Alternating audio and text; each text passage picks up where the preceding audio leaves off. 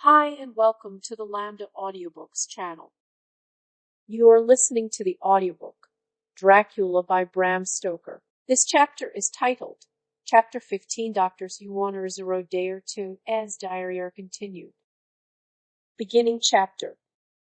For a while sheer anger mastered me. It was as if he had during her life struck Lucy on the face. I smote the table hard and rose up as I said to him, Dr. Van Helsing, are you mad? He raised his head and looked at me, and somehow the tenderness of his face calmed me at once. Would I were. He said, madness were easy to bear compared with truth like this. Oh, my friend, why, think you, did I go so far round? Why take so long to tell you so simple a thing? Was it because I hate you, and have hated you all my life? Was it because I wished to give you pain? Was it that I wanted, now so late, revenge for that time when you saved my life, and from a fearful death? No. Forgive me, said I. He went on. My friend, it was because I wished to be gentle in the breaking to you, for I know you have loved that so sweet lady. But even yet I do not expect you to believe. It is so hard to accept at once any abstract truth, that we may doubt such to be possible, when we have always believed the know of it. It is more hard still to accept so set a concrete truth, and such a one as Miss Lucy. Tonight I go to prove it. Dare you come with me? This staggered me. A man does not like to prove such a truth. Byron accepted from the category jealousy. He saw my hesitation and spoke. The logic is simple. No madman's logic this time, jumping from tussock to tussock in a misty bog. If it be not true, then proof will be relief. At worst it will not harm. If it be true, there is the dread, yet very dread should help my cause, for in it is some need of belief. Come, I tell you what I propose. First, that we go off now and see that child in the hospital. Dr. Vincent, of the North Hospital, where the papers say the child is friend of mine, and I think of yours since you were in class at Amsterdam. He will let two scientists see his case, if he will not let two friends. We shall tell him nothing, but only that we wish to learn. And then and then he took a key from his pocket and held it up. And then we spend the night, you and I, in the churchyard where Lucy lies. This is the key that locked the tomb. I had it from the coffin man to give to Arthur. My heart sank within me, for I felt that there was some fearful ordeal before us. I could do nothing, however, so I plucked up what heart I could and said that we had better hasten, as the afternoon was passing. We found the child awake. It had had a sleep and taken some food, and altogether was going on well. Dr. Vincent took the bandage from its throat, and showed us the punctures. There was no mistaking the similarity to those which had been on Lucy's throat. They were smaller, and the edges looked fresher. That was all. We asked Vincent to what he attributed them, and he replied that it must have been a bite of some animal, perhaps a rat, but, for his own part, he was inclined to think that it was one of the bats which are so numerous on the northern heights of London. Out of so many harmless ones, he said, there may be some wild specimen from the south of a more malignant species. Some sailor may have brought one home, and managed to escape, or even from the zoological gardens a young one may have got loose, or one be bred there from a vampire. These things do occur, you know. Only 10 days ago Wolf got out, and was, I believe, traced up in this direction. For a week after, the children were playing nothing but Red Riding Hood on the heath and in every alley in the place until this bloofer lady scare came along, since when it has been quite a gala time with them. Even this poor little mite, when he woke up today, asked the nurse if he might go away. When she asked him why he wanted to go, he said he wanted to play with the bloofer lady. I hope, said Van Helsing, that when you are sending the child home you will caution its parents to keep strict watch over it. These fancies to stray are most dangerous, and if the child were to remain out another night, it would probably be fatal. But in any case, I suppose you will not let it away for some days. Certainly not for a week at least, longer if the wound is not healed. Our visit to the hospital took more time than we had reckoned on, and the sun had dipped before we came out. When Van Helsing saw how dark it was, he said, "There is no hurry. It is more late than I thought. Come, let us seek somewhere that we may eat, and then we shall go on our way." We dined at Jack Straw's castle along with a little crowd of bicyclists and others who were genially noisy. About 10 o'clock we started from the inn. It was then very dark, and the scattered lamps made the darkness greater when we were once outside their individual radius. The professor had evidently noted the road we were to go, for he went on unhesitatingly, but, as for me, I was in quite a mix-up as to locality. As we went further, we met fewer and fewer people, till at last we were somewhat surprised when we met even the patrol of horse police, going their usual suburban round. At last we reached the wall of the churchyard, which we climbed over, with some little difficulty, for it was very dark, and the whole place seemed so strange to us. We found the western tomb. The professor took the key, opened the creaky door, and standing back, politely, but quite unconsciously, motioned me to precede him. There was a delicious irony in the offer, in the courtliness of giving preference on such a ghastly occasion. My companion followed me quickly, and cautiously drew the door to, after carefully ascertaining that the lock was a falling, and not a spring, one. In the latter case, we should have been in a bad plight. Then he fumbled in his bag, and taking out a matchbox and a piece of candle, proceeded to make a light.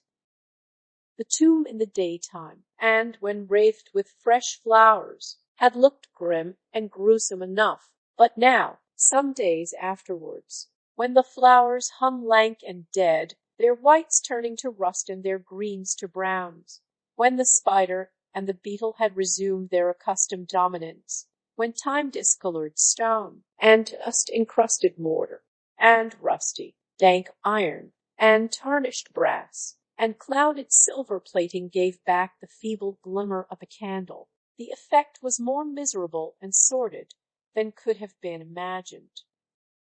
It conveyed irresistibly the idea that life, animal life, was not the only thing which could pass away. Van Helsing went about his work systematically, holding his candle so that he could raid the coffin plates, and so holding it that the sperm dropped in white patches which congealed as they touched the metal. He made assurance of Lucy's coffin. Another search in his bag, and he took out a turnscrew. "What are you going to do?" I asked.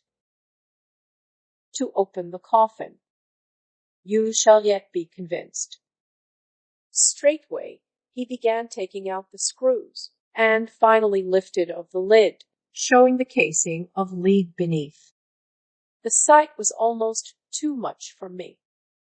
It seemed to be as much an affront to the dead as it would have been to have stripped off her clothing in her sleep whilst living. I actually took hold of his hand to stop him. He only said, "You shall see," and again fumbling in his bag, took out a tiny fretsaw. Striking the turn screw through the lead with a swift downward stab, which made me wince, he made a small hole, which was, however, big enough to admit the point of the saw. I had expected a rush of gas from the weak old corpse. We doctors, who have had to study our dangers, have to become accustomed to such things, and I drew back towards the door. But the professor never stopped for a moment. He sawed down a couple of feet along one side of the lead coffin, and then across, and down the other side. Taking the edge of the loose flange, he bent it back towards the foot of the coffin, and holding up the candle into the aperture, motioned to me to look. I drew near and looked. The coffin was empty. It was certainly a surprise to me, and gave me a considerable shock, but Van Helsing was unmoved. He was now more sure than ever of his ground, and so emboldened to proceed in his task. "Are you satisfied now, friend Jean?" he asked. I felt all the dogged argumentiveness of my nature awake within me as I answered him. "I am satisfied that Lucy's body is not in that coffin, but that only proves one thing." "And what is that, friend Jean?" "That it is not there." "That is good logic," he said, "so far as it goes. But how can you, account for it not being there?" "Perhaps a body snatcher," I suggested. "Some of the undertaker's people may have stolen it." I felt that I was speaking folly, and yet it was the only real cause which I could suggest. The professor sighed. "Oh, well," he said, "we must have more proof. Come with me.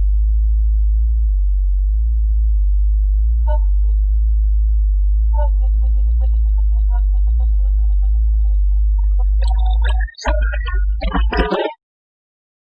He put on the coffin lid again, gathered up all his things and placed them in the bag, blew out the light, and placed the candle also in the bag. We opened the door and went out. Behind us he closed the door and locked it. He handed me the key.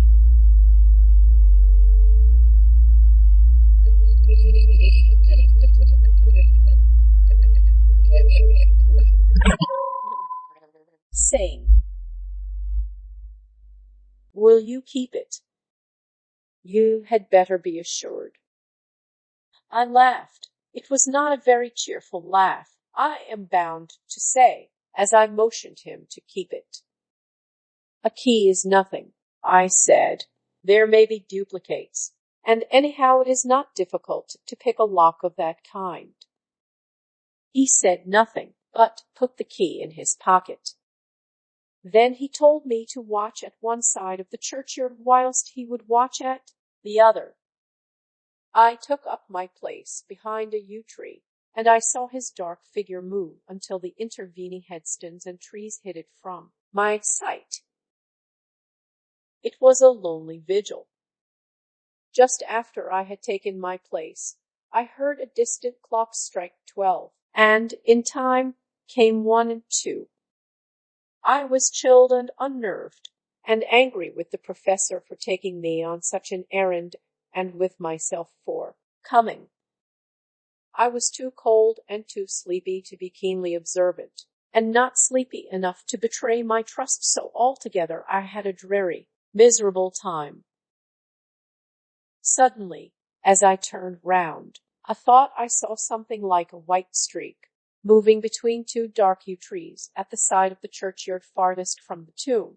At the same time, a dark mass moved from the professor's side of the ground and hurriedly went towards it. Then I too moved, but I had to go round headstones and railed off tombs, and I stumbled over graves. The sky was overcast, and somewhere far off an early cock crew. A little way off, beyond a line of scattered juniper trees, which marked the pathway to the church, a white, dim figure flitted in the direction of the tomb. The tomb itself was hidden by trees, and I could not see where the figure disappeared. I heard the rustle of actual movement where I had first seen the white figure, and coming over, found the professor holding in his arms a tiny child. When he saw me, he held it out to me and said, "Are you satisfied now?" "No," I said, in a way that I felt was aggressive. "Do you not see the child?" "Yes, it is a child, but who brought it here? And is it wounded?" I asked. "We shall see," said the professor, and with one impulse we took our way out of the churchyard, he carrying the sleeping child. When we had got some little distance away, we went into a clump of trees, and struck a match, and looked at the child's throat. It was without a scratch or scar of any kind. Was I right? I asked triumphantly. "We were just in time," said the professor thankfully. We had now to decide what we were to do with the child, and so consulted about it. If we were to take it to a police station, we should have to give some account of our movements during the night. At least, we should have had to make some statement as to how we had come to find the child. So finally we decided that we would take it to the heath, and when we heard a policeman coming, would leave it where he could not fail to find it. We would then seek our way home as quickly as we could. All fell out well. At the edge of Hampstead Heath, we heard a policeman's heavy tramp, and laying the child on the pathway, we waited and watched until he saw it as he flashed his lantern to and fro. We heard his exclamation of astonishment, and then we went away silently. By good chance, we got a cab near the Spaniards, and drove to town. I cannot sleep, so I make this entry. But I must try to get a few hours' sleep, as Van Helsing is to call for me at noon. He insists that I shall go with him on another expedition. 27 September. It was 2 o'clock before we found a suitable opportunity for our attempt. The funeral held at noon was all completed, and the last stragglers of the mourners had taken themselves lazily away, when, looking carefully from behind a clump of older trees, we saw the sexton lock the gate after him. We knew then that we were safe till morning did we desire it, but the professor told me that we should not want more than an hour at most.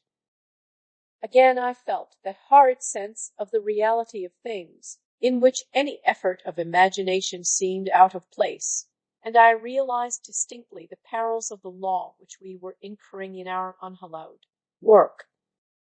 Besides, I felt it was all so useless. Outrageous as it was to open a leaden coffin, to see if a woman dead nearly a week were really dead, it now seemed the height of folly to open the tomb again, when we knew, from the evidence of our own eyesight, that the coffin was empty. I shrugged my shoulders, however, and rested silent, for Van Helsing had a way of going on his own road, no matter who remonstrated. He took the key, opened the vault, and again courteously motioned me to proceed. The place was not so gruesome as last night, but oh, how unutterably mean-looking when the sunshine streamed in. Van Helsing walked over to Lucy's coffin, and I followed. He bent over and again forced back the leaden flange, and then a shock of surprise and dismay shot through me. There lay Lucy, seemingly just as we had seen her the night before her funeral. She was, if possible, more radiantly beautiful than ever, and I could not believe that she was dead. The lips were red, nay, redder than before, and on the cheeks was a delicate bloom. "Is this the juggle?" I said to him. "Are you convinced now?" said the professor in response, and as he spoke he put over his hand, and, in a way that made me shudder, pulled back the dead lips and showed the white teeth. "See," he went on, "see, they are even sharper than before. With this and this," and he touched one of the canine teeth, "and that below it, the little children can be bitten. Are you of belief now, friend Jean?" Once more, argumentative hostility woke within me. I could not accept such an overwhelming idea as he suggested, so, with an attempt to argue of which I was even at the moment ashamed, I said, "She may have been placed here since last night." "Indeed." "That is so. And by whom?" "I do not know. Someone has done it." "And yet she has been dead 1 week." "Most peoples in that time would not look so." I had no answer for this, so was silent. Van Helsing did not seem to notice my silence. At any rate, he showed neither chagrin nor triumph. He was looking intently at the face of the dead woman, raising the eyelids and looking at the eyes, and once more opening the lips and examining the teeth. Then he turned to me and said, "Here, there is one thing which is different from all recorded. Here is some dual life that is not as the common. She was bitten by the vampire when she was in a trance, sleepwalking." "Oh, you start. You do not know that, friend John, but you shall know it all later. And in trance could he best come to take more blood? In trance she died, and in trance she is undead, too. So it is that she differ from all other. Usually when the undead sleep at home." As he spoke, he made a comprehensive sweep of his arm to designate what to a vampire was home. "Their face show what they are, but this so sweet that was when she not undead she go back to the nothings of the common dead. There is no malign there, see, and so it make hard that I must kill her in her sleep." This turned my blood cold, and it began to dawn upon me that I was accepting Van Helsing's theories. But if she were really dead, what was there of terror in the idea of killing her? He looked up at me, and evidently saw the change in my face, for he said almost joyously, you believe now." I answered, "Do not press me too hard all at once. I am willing to accept. How will you this bloody work?" "I shall cut off her head and fill her mouth with garlic, and I shall drive a stake through her body." It made me shudder to think of so mutilating the body of the woman whom I had loved. And yet the feeling was not so strong as I had expected. I was, in fact, beginning to shudder at the presence of this being, this undead, as Van Helsing called it, and to loathe it. Is it possible that love is all subjective, or all objective? I waited a considerable time for Van Helsing to begin, but he stood as if wrapped in thought.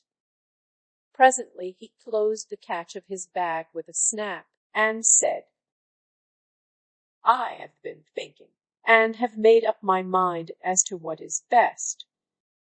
If I did simply follow my inclining, I would do now, at this moment, what is to be done. But there are other things to follow, and things that are 1,000 times more difficult in that them we do not know. This is simple.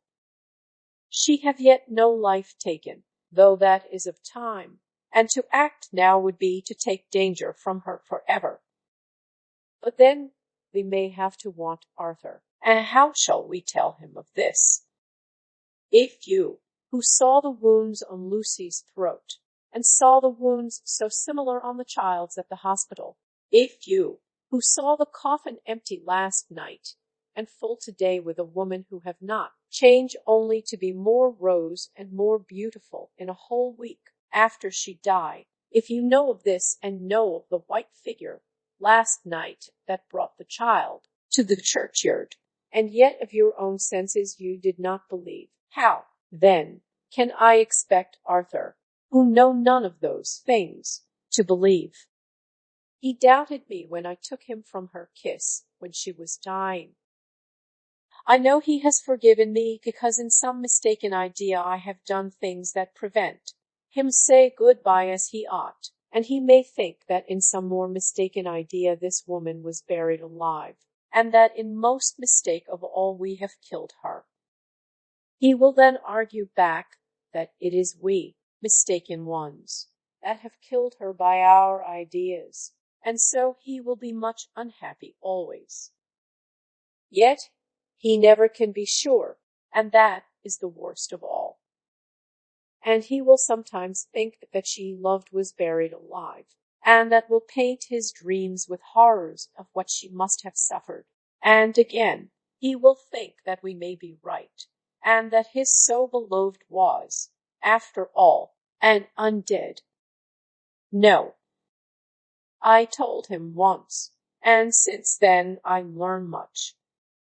Now, since I know it is all true, 100,000 times more do I know that he must pass through the bitter waters to reach the sweet. He, poor fellow, must have 1 hour that will make the very face of heaven grow black to him. Then we can act for good all round and send him peace. My mind is made up. Let us go. You return home for tonight to your asylum, and see that all be well. As for me, I shall spend the night here in this churchyard, in my own way. Tomorrow night you will come to me to the Berkeley Hotel at 10 o'clock. I shall send for Arthur to come too, and also that so fine young man of America that gave his blood. Later we shall all have work to do. I come with you so far as Piccadilly and there dine, for I must be back here before the sunset. So we locked the tomb and came away, and got over the wall of the churchyard, which was not much of a task, and drove back to Piccadilly. Note left by Van Helsing in his portmanteau. Berkeley Hotel, directed to John Seward, M.D. Not delivered. 27 September. Friend John, I write this in case anything should happen. I go alone to watch in that churchyard. It pleases me that the undead, Miss Lucy, shall not leave tonight, that so on the morrow night she may be more eager. Therefore I shall fix some things she like not, garlic and a crucifix, and so seal up the door of the tomb. She is young as undead, and will heed. Moreover, these are only to prevent her coming out. They may not prevail on her wanting to get in, for then the undead is desperate, and must find the line of least resistance, whatsoever it may be. I shall be at hand all the night from sunset till after the sunrise, and If there be aught that may be learned, I shall learn it. For Miss Lucy or from her, I have no fear, but that other to whom is there that she is undead. He have now the power to seek her tomb and find shelter. He is cunning, as I know from Mr. Jonathan, and from the way that all along he have fooled us when he played with us for Miss Lucy's life, and we lost. And in many ways the undead are strong. He have always the strength in his hand of 20 men. Even we 4 who gave our strength to Miss Lucy, it also is all to him. Besides, he can summon his wolf, and I not what. So if it be they come thither on this night, he shall find me, but none other shall, until it be too late. But it may be that he will not attempt the place. There is no reason why he should. His hunting ground is more full of game than the churchyard where the undead woman sleep, and the one old man watch. Therefore I write this in case.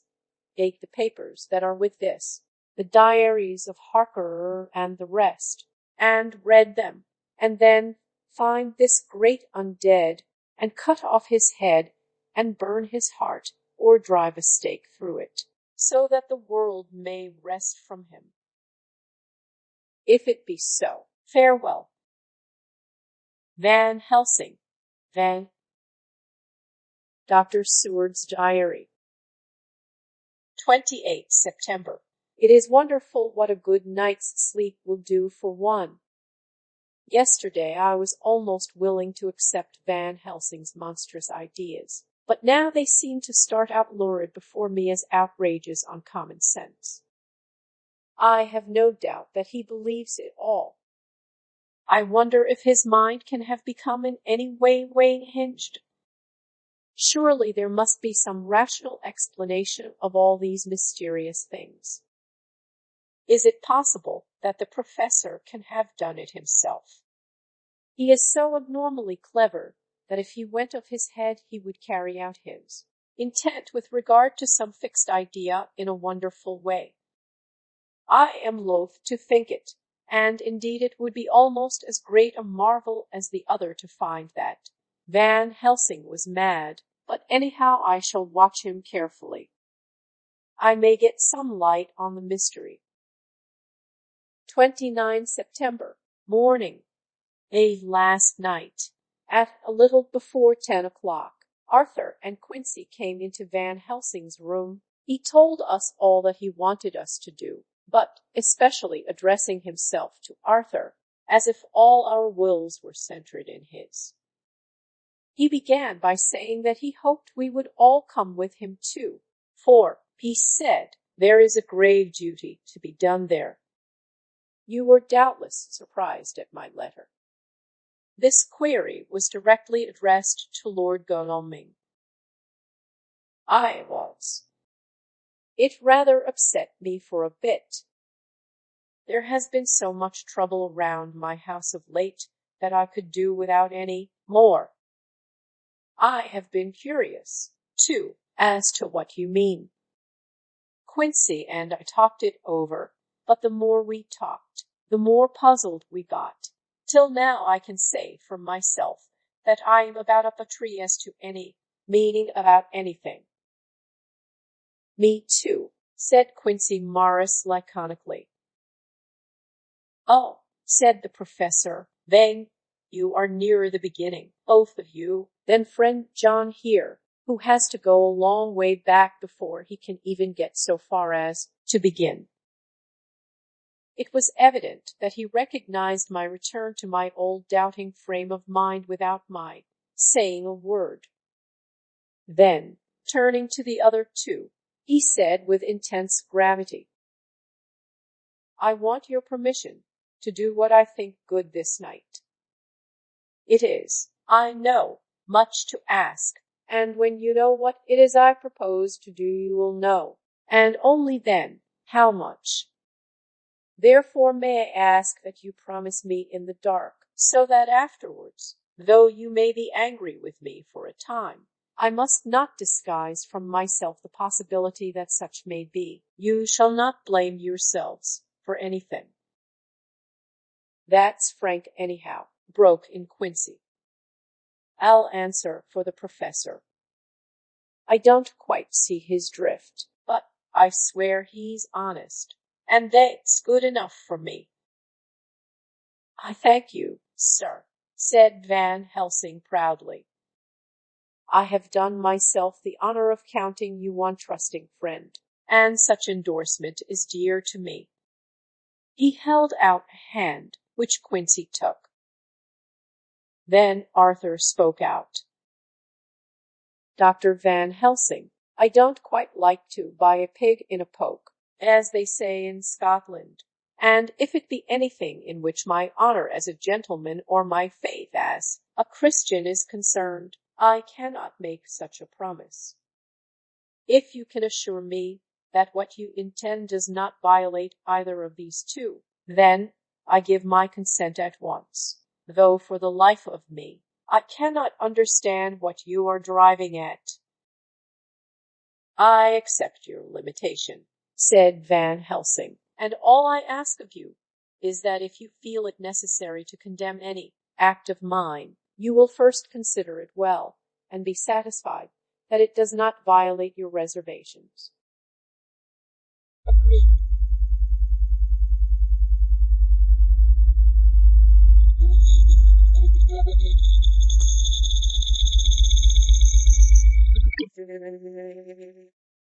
Said Arthur, that is only fair. And now that the pourparlers are over, may I ask what it is we are to do?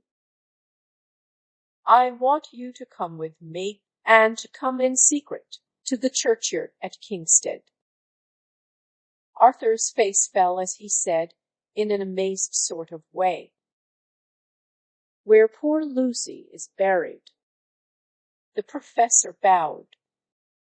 Arthur went on, and when there, to enter the tomb, Arthur stood up. Professor, are you in earnest, or it is some monstrous joke?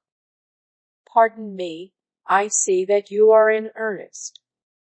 He sat down again, but I could see that he sat firmly and proudly, as one who is on his dignity.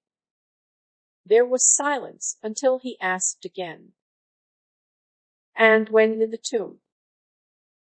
To open the coffin. This is too much, he said, angrily rising again.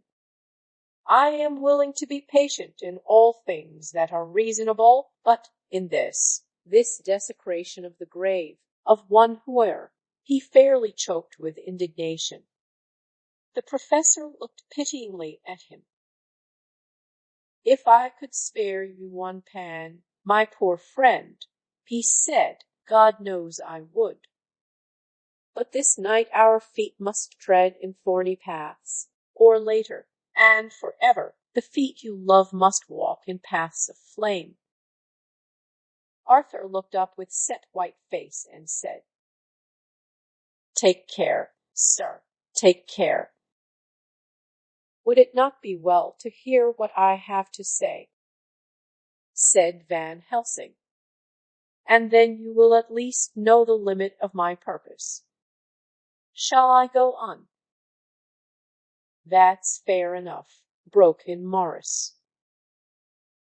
After a pause, Van Helsing went on, evidently with an effort. Miss Lucy is dead, is it not so? Yes. Then there can be no wrong to her. But if she be not dead ere... Arthur jumped to his feet. Good God, he cried. What do you mean? Has there been any mistake? Has she been buried alive? He groaned in anguish that not even hope could soften. I did not say it was alive, my child. I did not think it. I go no further than to say that she might be undead. Undead, not alive. What do you mean? Is this all a nightmare, or what is it? There are mysteries which men can only guess at, which age by age they may solve only in part. Believe me, we are now on the verge of one. But I have not done. May I cut off the head of dead Miss Lucy? Heavens and earth, no! Cried Arthur in a storm of passion. Not for the wide world will I consent to any mutilation of her dead body. Dr. Van Helsing, you try me too far. What have I done to you that you should torture me so? What did that poor, sweet girl do that you should want to cast such dishonor on her grave? Are you mad that speak such things, or am I mad to listen to them? Don't dare to think more of such a desecration. I shall not give my consent to anything you do. I have a duty to do in protecting her grave from outrage, and, by God, I shall do it. Van Helsing rose up from where he had all the time been seated, and said, gravely and sternly, My Lord Godalming, I, too, have a duty to do, a duty to others, a duty to you, a duty to the dead, and, by God, I shall do it. All I ask you now is that you come with me, that you look and listen, and if when later I make the same request you do not be more eager for its fulfillment even than I am, then I shall do my duty, whatever it may seem to me. And then, to follow of your lordship's wishes, I shall hold myself at your disposal to render an account to you, when and where you will. His voice broke a little, and he went on with a voice full of pity. But I beseech you, do not go forth in anger.